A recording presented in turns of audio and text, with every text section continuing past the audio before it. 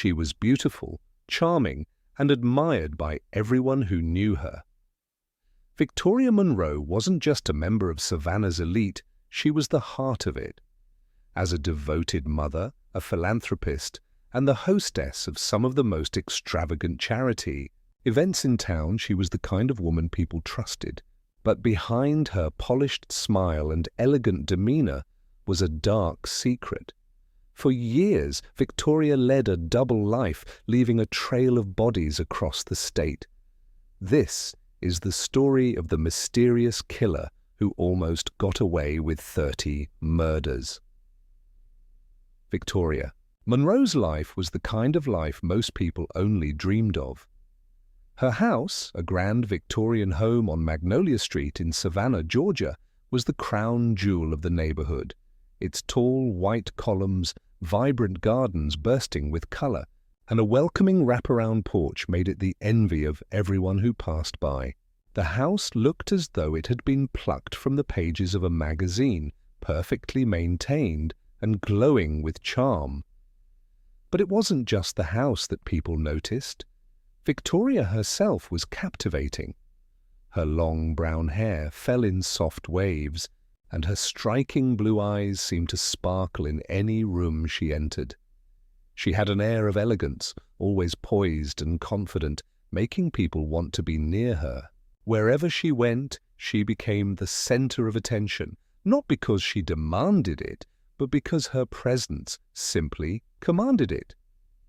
Victoria was a widow, or at least that's what everyone believed. Her husband, Ethan Monroe, had tragically died in a boating accident 8 years earlier. The story went that the boat engine had failed during a trip to the lake, leaving Ethan stranded. By the time help arrived, it was too late. Victoria had played the part of the grieving widow perfectly, shedding tears at the funeral and leaning on her friends and neighbors for support as she raised their son, Dylan, on her own. People admired her strength. Despite the tragedy, she had rebuilt her life and become a pillar of the community.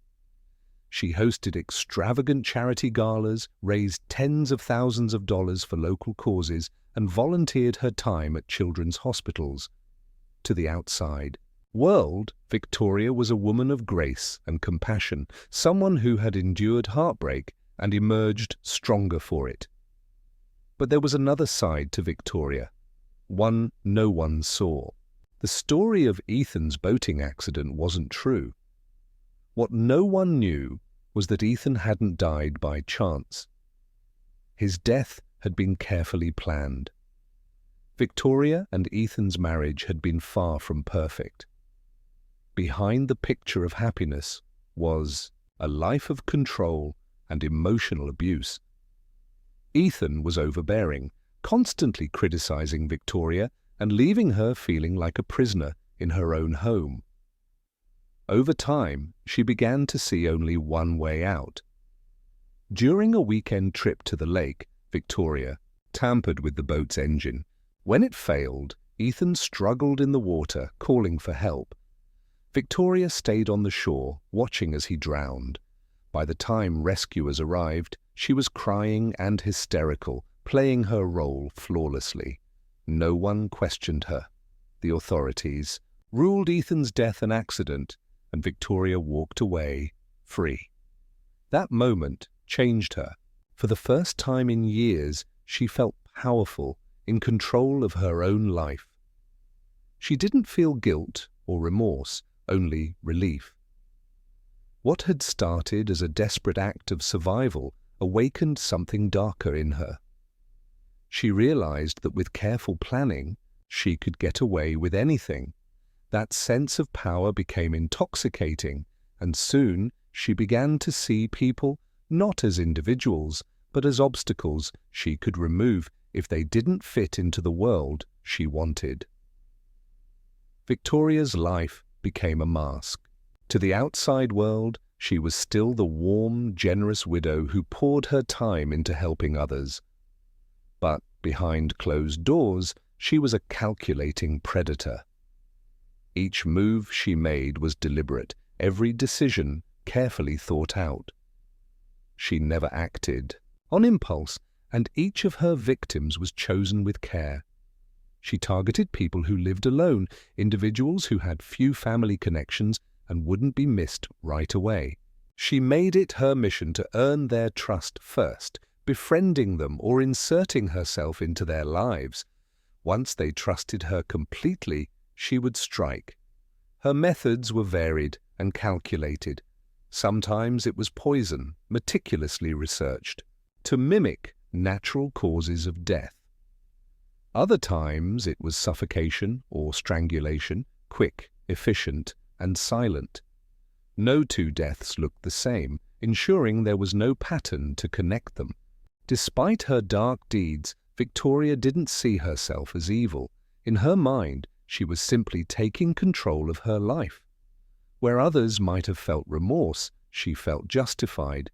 To her, each death was a step toward shaping the perfect world she believed she deserved. Victoria even kept trophies from her victims, small, seemingly insignificant items like a watch, a ring, or a necklace.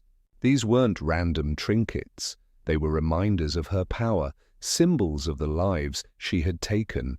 She kept them hidden in a locked wooden box beneath the floorboards of her bedroom. At night, when the house was quiet and Dylan was asleep, she would take the box out and hold the items in her hands, reliving the moments she had claimed control over her life. As the years went by, Victoria's facade remained flawless. The neighbors adored her. The charities she supported flourished. To the world, she was a woman who had turned her pain into purpose. But behind that perfect life, the darkness continued to grow. Victoria's secret was safe for now, but secrets, like hers, never stay buried forever. Victoria's descent into darkness deepened with her first calculated kill after Ethan. Her victim, Melissa Carter, was a successful real estate agent known for her sharp instincts and friendly demeanor. Victoria had met Melissa at one of her extravagant charity galas where they hit it off instantly. Melissa had even helped Victoria sell one of her rental properties, cementing their budding friendship. But it wasn't long before Melissa's intuition became a liability. During a casual conversation, Melissa made an offhand remark that Ethan's death seemed strange. She didn't accuse Victoria outright, but her words planted a seed of paranoia in Victoria's mind. Melissa's curiosity about the boating accident wasn't just a passing thought, it was a risk to Victoria's carefully crafted narrative. And in Victoria's world, risks had to be eliminated.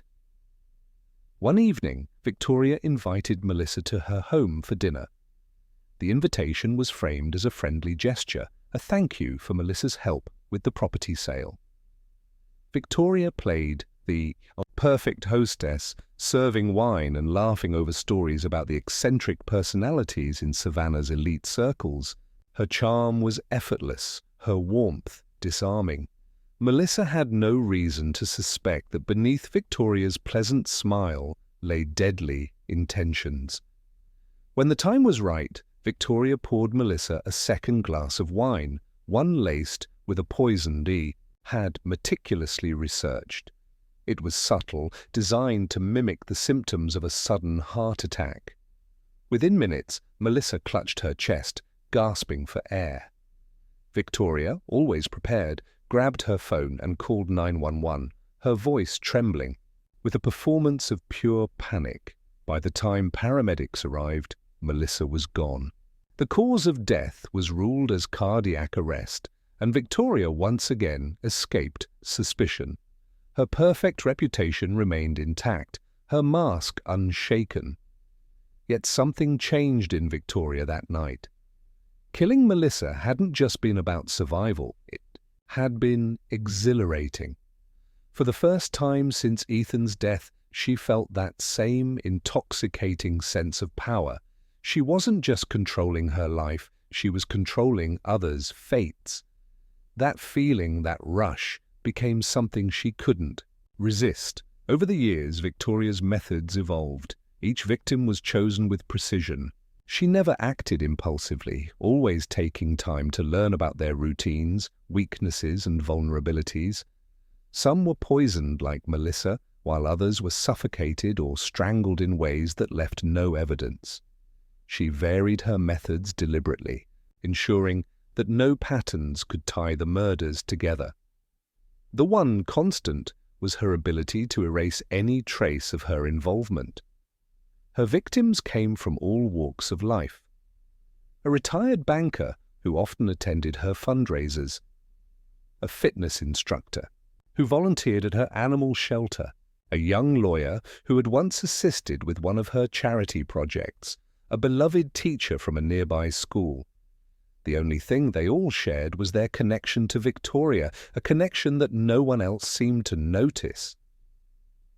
To Victoria, these people weren't victims, they were obstacles, or sometimes mere outlets for her growing need for control.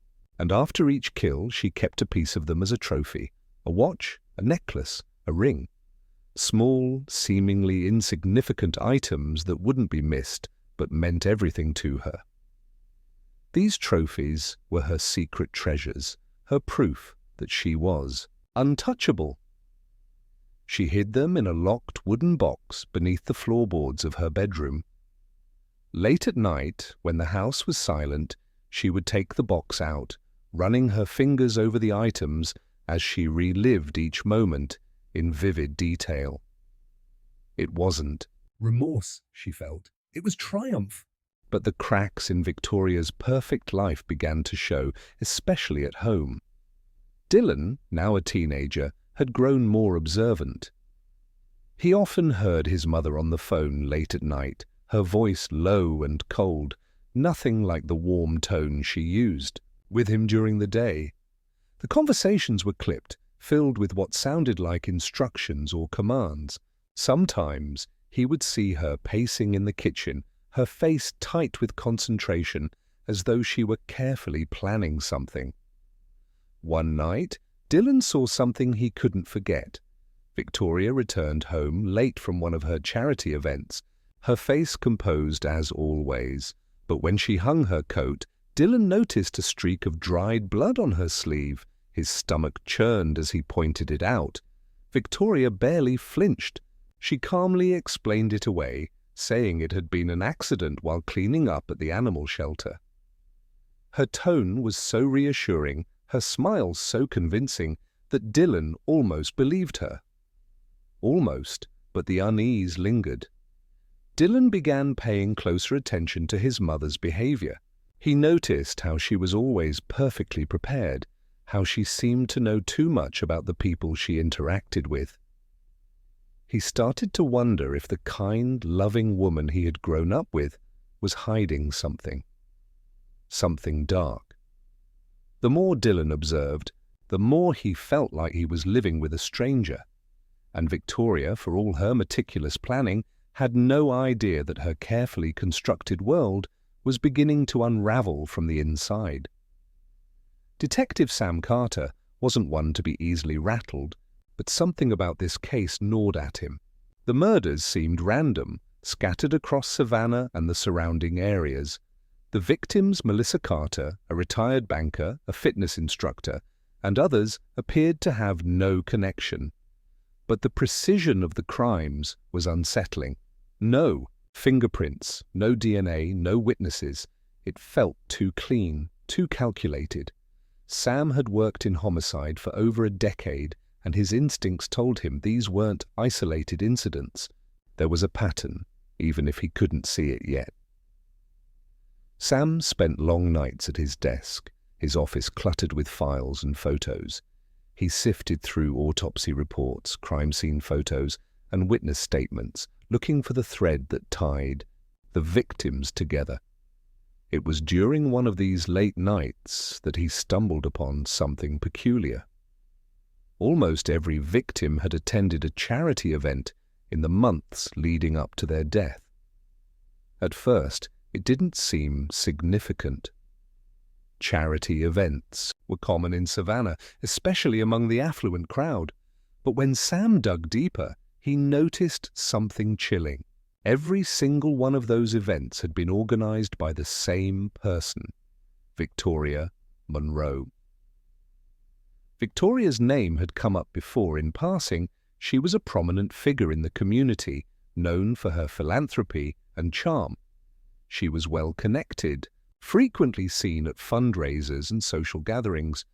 On the surface, she seemed like the last person who could be involved in something so sinister. But the more Sam looked into her, the more uneasy he felt. Victoria had a connection to every victim, even if it was indirect. Melissa Carter had attended one of her galas. The fitness instructor had volunteered at her animal shelter. The retired banker had been a regular donor to her causes. It wasn't enough to accuse her of anything, but it was enough to make Sam dig deeper. He started piecing together her history, requesting records from her past. He even looked into the boating accident that had killed her husband, Ethan Monroe, 8 years earlier. The official report concluded it had been an accident, but some details didn't sit right with Sam. The boat's engine had been tampered with, but there was no evidence to suggest foul play. It was a dead end, but it planted a seed of doubt. In his mind, Sam began watching Victoria more closely. He followed her to events, noting how effortlessly she commanded the room. She seemed to know everyone, greeting people with genuine warmth. She made time for everyone, from wealthy donors to young volunteers. On the surface, she was everything the town believed her to be: kind, generous, and utterly unassuming. But Sam noticed the subtle shifts in her behavior. Her charm was deliberate, her interactions carefully calculated. She had a way of making people trust her, of disarming them with her presence. And yet there was something about her eyes, something cold and unfeeling that she couldn't entirely mask. Victoria, for her part, noticed Sam almost immediately. She was too observant not to see him watching her, but instead of panicking, she leaned into her charm. One afternoon, as Sam was grabbing coffee at a local cafe, Victoria walked up. To him, a warm smile on her face. "Detective Carter," she said, her voice smooth and friendly. "It's a pleasure to finally meet you. I've seen you around, haven't I?" Sam hesitated, caught off guard by her confidence. "I suppose you have," he replied cautiously. Victoria tilted her head, her smile never wavering. "You've been looking into some cases, haven't you? My name seems to come up a lot. Is there something I can help you with?" Her composure was unsettling. She wasn't defensive or nervous. If anything, she seemed amused. Sam chose his words carefully. "I'm just doing my job, Mrs. Monroe." "Well," she said, her tone light and conversational. "If there's anything I can do to assist, you only need to ask. I'm always happy to help." Sam couldn't shake the feeling that she was toying with him, testing his resolve, but he couldn't let her know how much she had unsettled him. He nodded politely and walked away, his mind racing. Over the next few weeks, Sam's obsession with Victoria deepened. He went through her financial records, looking for anything out of place. He interviewed people who had attended her events, trying to find someone who had noticed something unusual. Slowly but surely, he began to uncover small but telling links between Victoria and the victims. There were receipts for dinners she had attended with some of the victims, photographs from galas where she had been seen chatting with them. The connections were subtle but undeniable. Still, it wasn't enough to make an arrest. Victoria had covered her tracks too well. Meanwhile, Victoria was growing restless. She could sense that Sam was closing in, and it made her uneasy. For years, she had operated in the shadows, her crimes hidden behind the perfect facade of a devoted mother and philanthropist. She had always been in control, but now, for the first time, she felt that control slipping. Victoria began to watch Sam in return, learning his routines and habits. She saw how often he worked late, how he stopped by the same diner every night for dinner. She could tell he was tired, worn down by the case, but she also saw his determination, the fire in his eyes whenever he was on her trail. Sam, however, wasn't intimidated. The more Victoria tried to throw him off, the more determined he became. He started piecing together a clearer picture of her life, finding cracks in her story that she had worked so hard to hide. He learned about Ethan's death, about the subtle inconsistencies in her accounts. He found witnesses who remembered odd details, Victoria being strangely composed at her husband's funeral, her eagerness to move on so quickly. Victoria realized she had underestimated Sam. He wasn't like the others. He wasn't going to give up easily. And for the first time in years, she felt a flicker of fear. But Victoria Monroe wasn't the kind of woman to sit back and wait for her world to fall apart. If Sam Carter was going to threaten everything she had built, she would make sure he regretted it, because in her mind, loose ends were meant to be tied, or, in this case, eliminated. Victoria Monroe's control was slipping, and she knew it. Detective Sam Carter was too close to uncovering her secrets, and she couldn't afford to let him ruin everything she had built. For years, she had operated in the shadows, invisible and untouchable. But Sam was different. He saw through her, charm and perfect facade, and that made him a threat. Victoria wasn't one to act without a plan. She began studying Sam as meticulously as she had studied her victims. She learned his routines, observing him from a distance. She noted his habits, his favorite places, and even his patterns of behavior. Sam's life became an open book to her, each page filled with details she could use against him. One evening, she decided to make her move. Sam had just finished dinner at the small diner he frequented after long days on the job. As he walked to his car, Victoria stepped out of the shadows. She was dressed impeccably, as always, her expression one of gentle concern. "Detective Carter," she said, her tone soft yet commanding his attention. "You look tired. Is everything okay?" Sam's instincts screamed at him to be cautious. He didn't trust her for a second, but he forced a polite smile. "Just busy with work," he replied, keeping his tone neutral. Victoria tilted her head, studying him with what appeared to be genuine interest. "You're so dedicated. It's admirable, really. You must carry such a heavy burden, keeping this city safe." She paused, then added, "Why don't you let me buy you a drink sometime? Consider it my way of saying thank you for everything." "You do?" Sam's smile didn't reach his eyes. "I appreciate the offer, Mrs. Monroe, but I'll have to pass." Victoria's smile widened slightly, a flicker of amusement in her eyes. "Suit yourself," she said lightly. "But take care of yourself, Detective. You wouldn't want to burn out." She walked away, her heels clicking softly on the pavement, leaving Sam standing by his car, unnerved. He had expected Victoria to avoid him, to shy away from confrontation. Instead, she had approached him directly, her calm demeanor a chilling reminder of her confidence. Sam knew she was dangerous, but he hadn't expected her to be this bold. 2 weeks later, Victoria made her next move. It was late, and Sam returned home after a particularly exhausting day. As he approached his house, he noticed something was off. The front door was slightly ajar.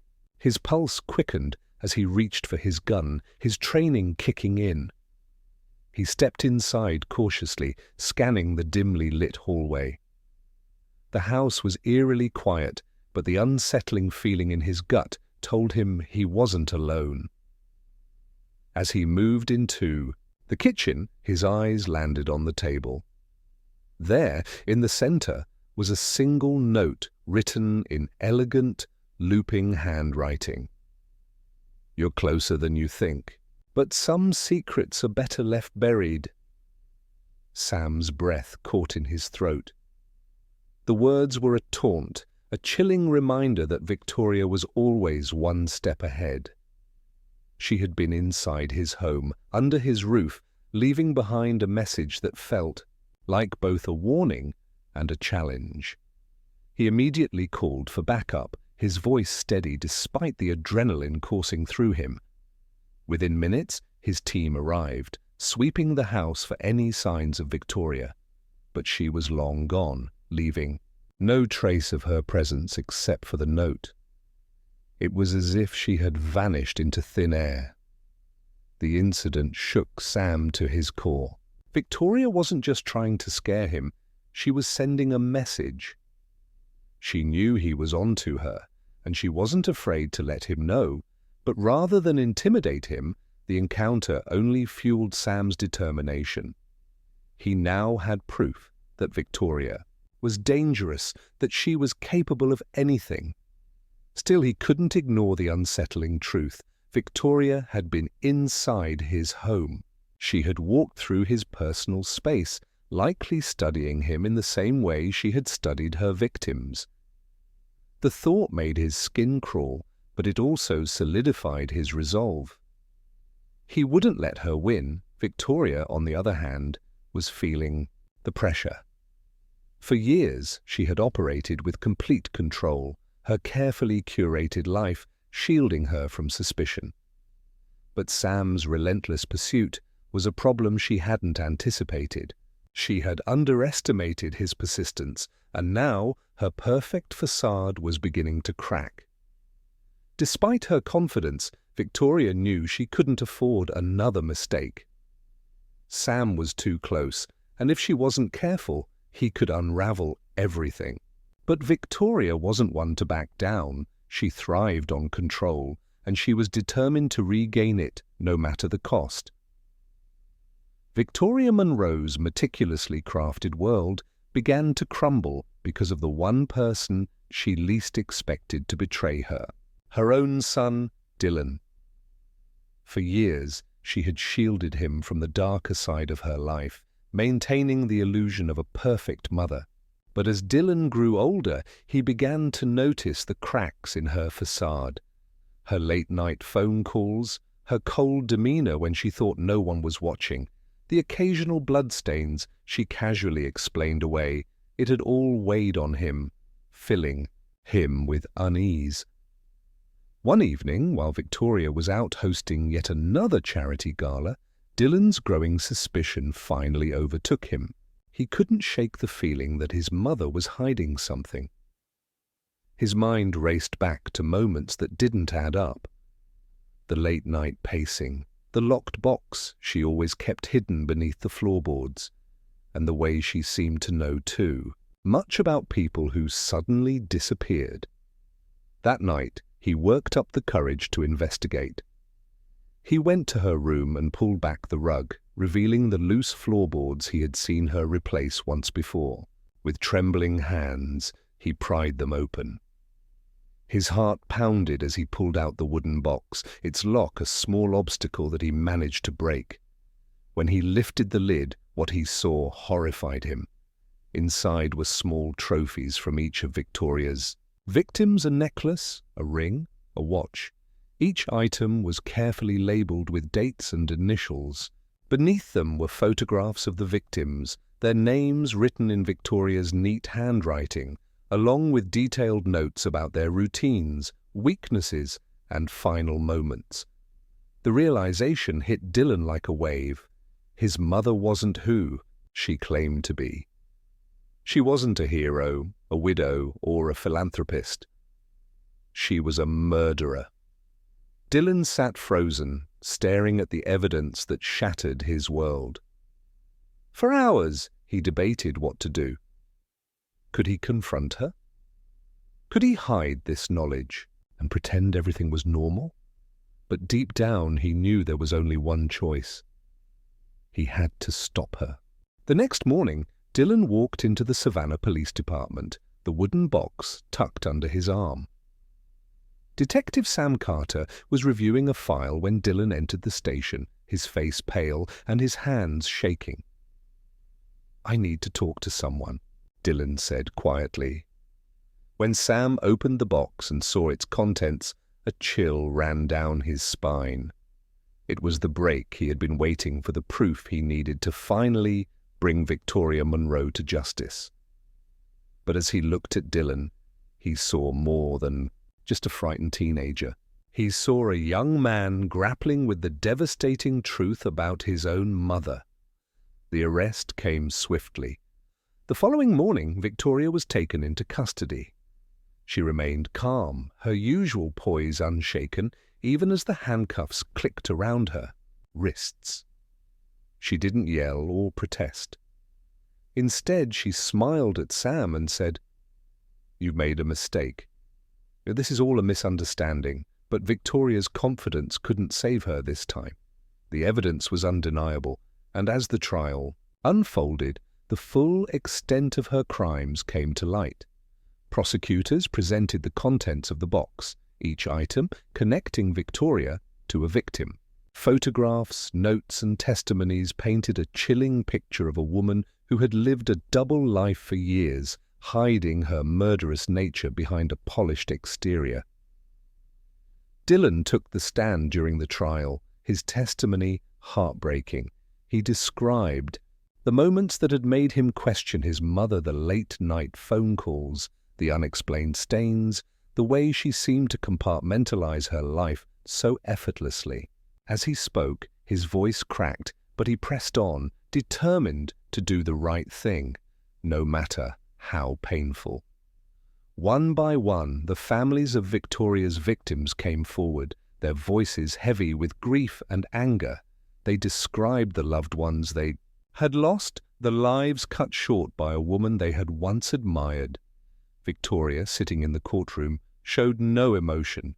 Her mask, once so flawless, had finally fallen. After a 2-month trial, the jury found Victoria Monroe guilty of 30 counts of first-degree murder. The judge sentenced her to life in prison without the possibility of parole. The courtroom erupted in a mix of relief and sorrow as the families of the victims embraced, knowing justice had finally been served. For Dylan, the aftermath was a mix of guilt and resolution. He struggled with the knowledge that his mother had committed such heinous acts, but found solace in knowing he had done the right thing. His courage had stopped her from hurting anyone else. As for Sam Carter, the case left a lasting mark on him. Victoria Monroe had been one of the most cunning and dangerous criminals he had ever encountered. Even behind bars, her calm demeanor and unwavering confidence haunted him. He couldn't shake the feeling that she had come dangerously close to getting away with it all. Victoria's story became infamous, a chilling reminder of how easily evil can hide behind a beautiful mask. The name Victoria Monroe would be remembered not for her philanthropy or charm, but for the lives she had taken and the family she had destroyed. Victoria Monroe's story sent shockwaves through the nation. The woman who had once been the pride of Savannah, known for her charm, philanthropy, and grace, was now one of the most infamous serial killers in American history. The headlines were relentless, recounting her crimes, her web of lies, and the chilling way she had lived a double life for years. To the world, she became a symbol of how darkness could hide behind even the most beautiful masks. For her son, Dylan, life was forever changed. The discovery of his mother's secret life weighed heavily on him, leaving him grappling with a mix of guilt, anger, and sorrow. He struggled to reconcile the loving mother he had grown up with and the cold, calculating murderer the world now knew. Though people praised him for his bravery in bringing her to justice, it didn't erase the pain of betrayal. Dylan moved away from Savannah, unable to bear the whispers and stares. He changed his name, trying to build a new life far from the shadow of his mother's crimes. But the memories lingered, haunting him in quiet moments. He often questioned himself, wondering if there had been signs he should have noticed earlier, moments when he could have stopped her before it was too late. For Detective Sam Carter, the case of Victoria Monroe was one he would never forget.